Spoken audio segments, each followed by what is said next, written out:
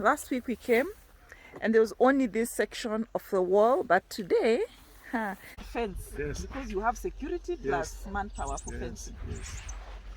Hey, I didn't know such a thing exists. Somebody can take your land when you are there. This land I bought it in 2012.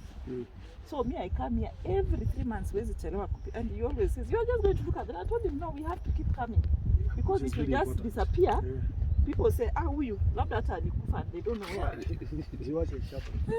Hi guys, welcome back to the channel. It's a Sunday, so I need to go back to the property and just check on the latest development. If you watched my last video, I got a very sweet, pleasant surprise from my neighbor. So I'm gonna check that. Let's see what new developments are there. So I'm really excited for this because I have a target of using not more than 2.5 million Kenya shillings, that is 25,000 US dollars, to complete the entire house. It's a 1-bedroom on the ground floor and it has a loft which will act as a 2nd bedroom.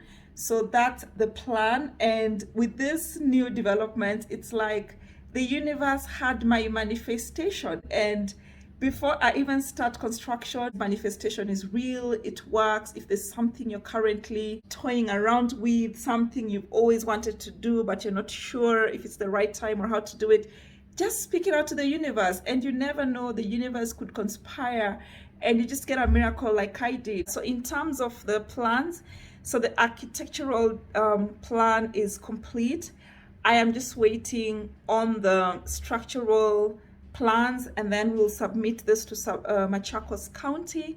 And once I get approval, go to National Construction Authority, get approval to start construction, and we will be on to our groundbreaking. And obviously, you are welcome on that journey as well. Don't you guys just love this necklace?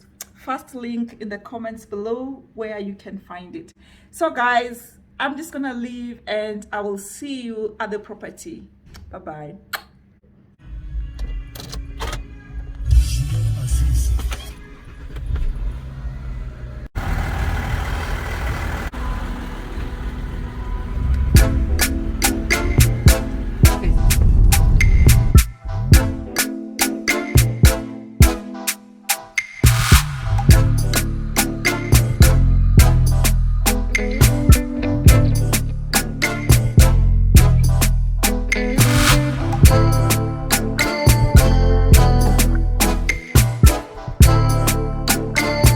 Guys, I'm now at the property. As you can see, the last week I only had that part of the land, but today I have like the whole fence has been put. So that means I'll only have to worry about the front part. I'm doing the wall. So in short, nisishughulike hapa. It will be taken care of. Sasa vile umesema ni wewe, hakuna mtu mwingine atakanyaga hapa. Sasa vile tumeona unless si tumejua ni wewe. Sasa mtu mwingine shauri yake sasa. Unless umtume. Hiyo mwingine shauri yake sasa, akikuja tunamweka hapa mpaka ukuje. Anasema chika hiyo mtu akae hapo. So the story of this property, this one, is that this property belongs to Syokimau Farm Limited. I think it's like a circle, something like goes back from the 60s. They bought these properties from some Mzungu, and for a very long time most of them never developed them. They were sold in 5 acres each, and people have been coming and just grabbing their land. So there's this company that deals with the recovery of stolen property, especially land. Tumewaita kotini, wametoroka. The thieves now? Yes, wametoroka. But that is serious. That people can actually do that. So now when the fencing is done, the owner ndiye anawalipa ama, and how does it happen? Syokimau Farm Limited. What is that now? It's like a group. All of one it. mother title. That is Syokimau Farm Limited.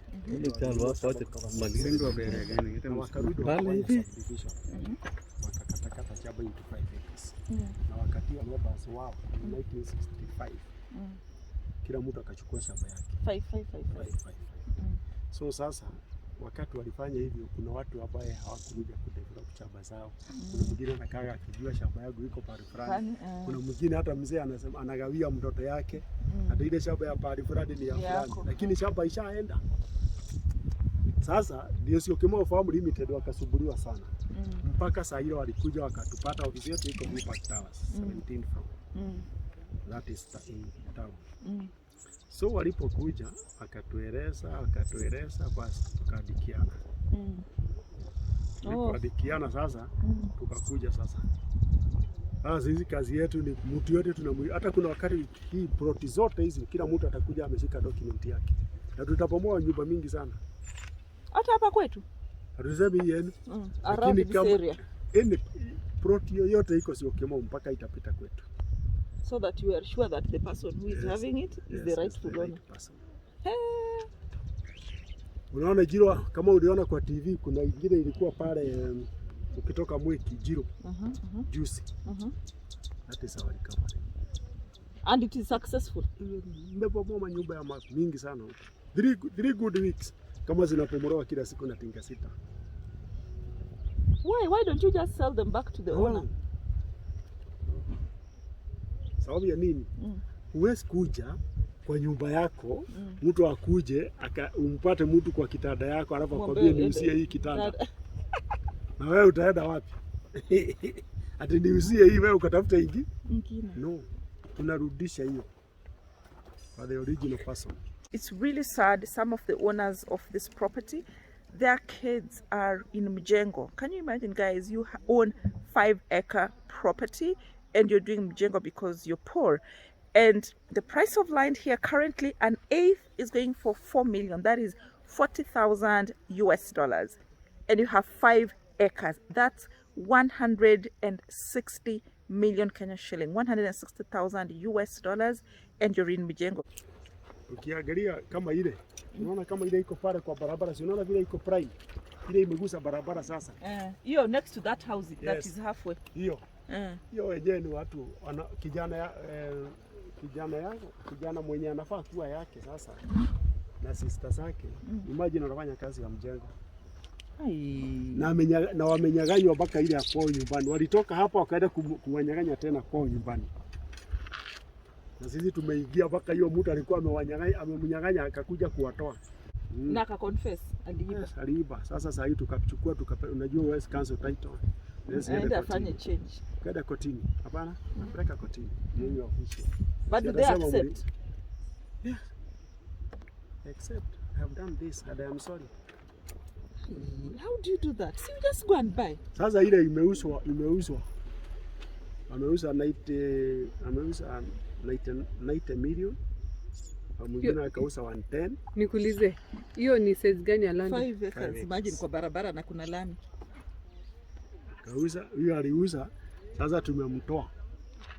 Ila mwenye kununua, mwenye aliuza ya pili yote sasa tumepeleka yote kotini. Unajua once first entry is wrong, everything else is wrong. Hebu kuja mtu angalilie hizi zetu.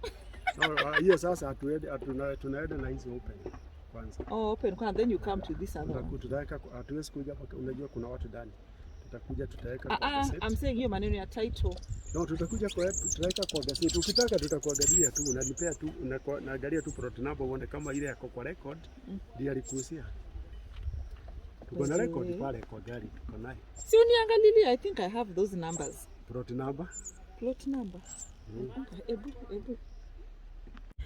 So that's how I ended up with this wall, that one at the back, and this other one here. A blessing in disguise for me because the lands are in dispute. A local politician, I won't say the name, I don't want to be arrested, came and grabbed the properties. They were stolen from the regional owners that bought them through a circle in 1965, and now they're under recovery. I think the greatest lesson from all this, when you buy property, even if you don't intend to develop it immediately, keep visiting your property as often as possible, just so that keep the land grabbers at bay. Let your family members know where your property is because even when, in case there's a dispute or anything, these are the people who could act as witnesses. And also, in the unfortunate event that you pass away or something happens to you, at least your people know where your property is. That's it for today, guys. Thank you for watching the video. If you haven't subscribed, you want to hit the subscribe button, and once you have done so, hit the notification bell as well, so that every time I shoot a new video you do not miss out. Bye guys, see you on the next one.